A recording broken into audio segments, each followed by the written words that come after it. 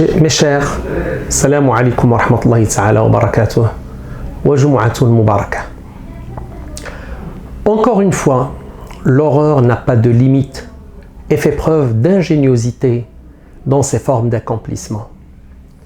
À Nice, jeudi dernier, la barbarie a encore frappé en utilisant un poids lourd pour écraser des innocents dont le seul tort est d'être sortis voir les feux d'artifice un soir de fête nationale. Quand elle fait ses victimes pour mériter ce sort, même des enfants qui jouaient n'ont pas échappé à la folle équipée. Il faut dénoncer l'attaque odieuse et abjecte de civils et d'innocents.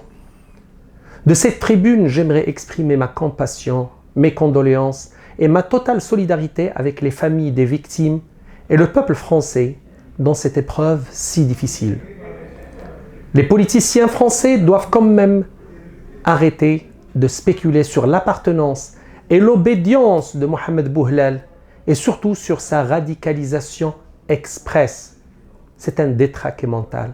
À l'instar d'Andres Breivik, le terroriste norvégien d'extrême droite qui se définit lui-même de fondamentaliste chrétien et qui a perpétré les attentats du 22 juillet 2011 en Norvège où il a assassiné 77 personnes, pour la plupart des adolescents, sur l'île d'Utøya. Ou encore du pilote allemand Anders Lubitz qui a crashé le vol de Germanwings le 24 mars 2015 dans le sud de la France et dont l'action décrite par des psychologues non pas comme le suicide d'un dépressif mais comme une tuerie de masse qui a fait quand même 155 morts. On n'a pas le droit de surfer sur la peur des uns et le malheur des autres pour faire de la politique et se positionner pour les prochaines échéances électorales. Le danger existe certes et vient d'une extrême minorité qu'il va falloir contrôler, suivre, voire même neutraliser. Mais par contre, le risque de voir beaucoup de jeunes en situation de précarité socio-économique et fragilité émotionnelle et psychologique glisser vers des positions de confusion et d'amalgame qui les rendent totalement à la merci des thèses extrémistes est réel. Les responsables français ont beaucoup à apprendre des Britanniques et particulièrement du Premier ministre Theresa May, dont les positions sont claires. Le message politique ne porte aucune ambiguïté et la distinction entre les terroristes et les musulmans bien faite. Bref, la surenchère politicienne et les échéances électoralistes ne feront qu'aggraver une situation déjà compliquée. Mais si on veut que ça s'arrête, il faut commencer à travailler sur les corrections à apporter à différents niveaux.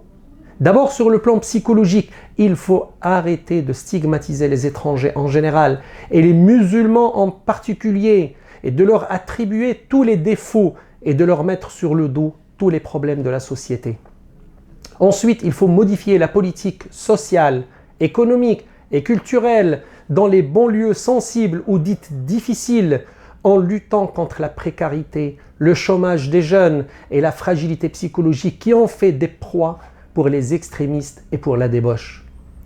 Déjà, le signal d'alarme a été déclenché en 2005 avec le soulèvement des banlieues où des jeunes marginalisés se sont soulevés contre l'injustice et la stigmatisation, mais la leçon n'a pas été retenue. En effet, tous les enfants naissent égaux, mais c'est après qu'on développe les disparités sociales, économiques et culturelles. Et au lieu de nettoyer les cités au Karcher, les responsables politiques auraient mieux fait de donner les mêmes chances aux jeunes des cités en nettoyant leurs cités de l'injustice, de la marginalisation et des échecs scolaires.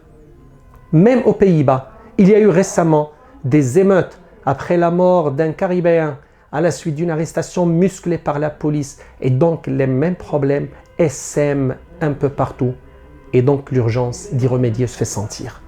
Alors de grâce, arrêtons de tout mettre sur le dos de l'islam parce que ça ne fait que compliquer les choses et conforter les extrémistes dans leur théorie de complot et de persécution et ainsi pousser d'autres déséquilibrés à passer à l'acte sagement.